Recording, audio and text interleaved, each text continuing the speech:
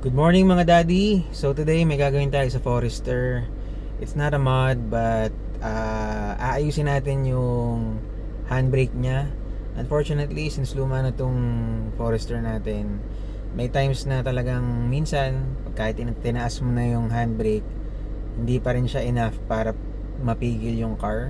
So may times na kahit sagarin mo yan, nagaano pa rin siya, umaandar pa rin siya front or backwards. So meaning lang nun, it's either one, pudpud na yung brake shoe nyo sa likod ng gulong, or nag-stretch na yung cable, yung handbrake cable, kailangan lang ulit i-retension, and or medyo maluwag na siya na kailangan natin i-adjust dito sa front, dito sa handbrake. So, ang first step natin is baklasin tong panel na to. We're not gonna be needing to take off the entirety of the assembly, just to cover itong ano na to, itong shroud na to.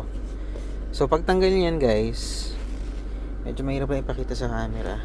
Kailangan natin tanggalin to. To do that, ito, ayan, pitlutin nyo lang yan. Pero mas mabilis guys, itong panel na to, ayan, trace nyo lang yan. So, ilalagay lang natin yung kamay natin dyan. Tapos, pag naramdaman nyo na nasa dulo na kayo ng panel, gawin nyo lang guys, ganito. Pull nyo lang, up. Higitin nyo lang pataas. Higit, yun. See, ganun lang. Tapos, yan na. So, basically, yan o. Yan. Nakaano lang siya dito. Sa ano na to. Flashlight na natin. Ayan, so basically, ayan lang siya. Ayan, nakaano lang siya. Nakasuksok lang dun. Ayan o. So, ang gagawin natin, ano natin to. Ito yun. Itong nut na to. So, it looks like medyo madami ng beses na rin tong na-turn ng previous owner. Check natin guys kung kaya pa. Otherwise, kung hindi na kaya ditong higpitan, kailangan natin baklasin yung rear right passenger wheel. Tapos alisin natin yung brake shoe. Tapos doon natin i-adjust, doon natin higpitan. Mabilis lang naman siya. Pero for now, itong nut lang muna na to, higpitan natin. Okay, so gagamit tayo nito guys. 10mm na socket. I can't find anything na deep socket sana, pero I doubt na it will fit kasi nga medyo mahaba na yung nakain niya. So ito na lang, tsagain na lang natin. So 10 siya. So ito turn lang natin to. Itong ano na yan, yung nut na yon. So ang paghigpit niyan guys, clockwise. So clockwise ganito, pag ganyan. Pag ganyan, pahigpit. Pag sinabing counterclockwise, pabalik naman. Ganon. Ito, ayan, pangluwag yan. Ayun. So, again, counterclockwise, ganito, pangluwag. Clockwise, pag sinabing clockwise, pag ganito, turn ka sa right. Okay? So, yan. Yung ano na lang, yung ano na yun guys. Yung nut na yun. So, para may leverage ka, baba natin tong handbrake. Tapos syempre nakaapa ka sa preno para hindi magkaroon ng tension yung parking hook or parking fork. Apa ka lang sa preno, tapos ibaba mo to.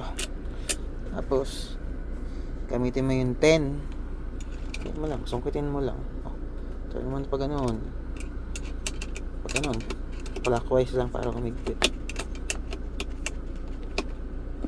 Ayan, ganyan lang. Yun. So, wag lang sobra. Konti-konti lang until maramdaman niya na medyo humigpit na guys. So, medyo para maganda, ilagay niyo sa neutral to. Diba? Ayan, lagay niyo na sa neutral. Tapos, pakiramdaman niyo lang. So, yan natin yan. Medyo itaas natin. Ayan. Yan natin. Uy. Kulang pa. Kulang pa. Konting higpit pa. Okay. Ipitan pa natin ng konti. 10. Okay, 10.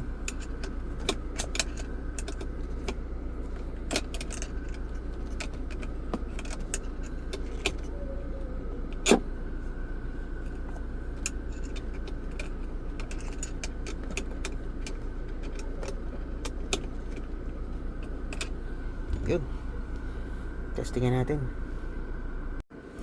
Okay, so mga daddy, okay na, mahigpit naman siya. So kung paano yung matest, ilagay ko lang siya sa drive. So syempre, gugulong na siya. So ayan, gugulong na. Oop, yeah. So sana angatin natin siya. Bitaw yung preno. Ayun, okay naman, hindi na siya umurong. Tsaka medyo nag-tight siya. So once okay na yan guys, ayun, ano kayong gagawin dyan? Pag okay na, lagay lang natin ulit yung shroud. So itapat nyo lang siya rin sa mga butas.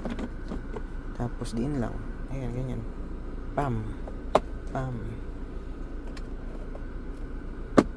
Yun, okay na. Ano lang kadali. Siyempre medyo ayusin nyo lang siya. Ayusin nyo lang. Yun. Okay na.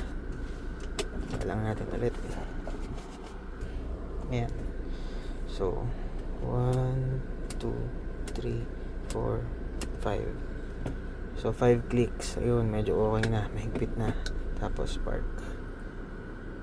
Okay na. So mga daddy, ayun, sana may natutunan kayo today. Favor naman, pa-subscribe naman dyan para umabot naman tayo kahit papaano ng 1K subscribers.